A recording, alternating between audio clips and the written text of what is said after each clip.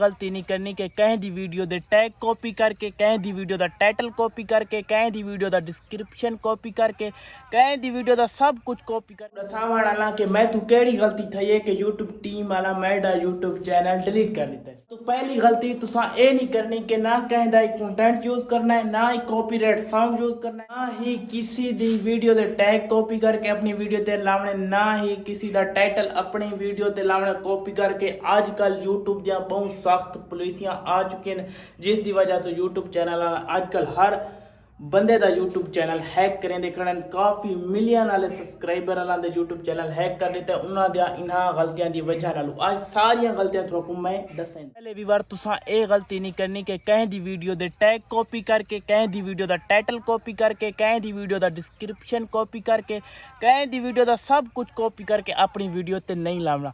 ये यूट्यूब वालों के सख्त खिलाफ है, इस वजह तो भी थोड़ा यूट्यूब चैनल रिमूव थी।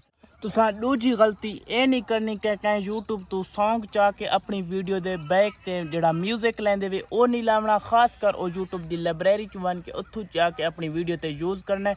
वो भी कम टू नहीं, ज़्यादा नहीं इस्तेमाल करना, क्योंकि उसकी वजह तो ही थोड़ा यूट्यूब चैनल रिमूव थी सकता है। काफ़ी तो मैं ये दसना चाहसा कि ओरिजिनल कंटेंट बनाओ, ओरिजिनल हर चीज़ लाओ, ता ही तुसा यूट्यूब चैनल ते कामयाब थी सकते हो। अल्लाह हाफिज़।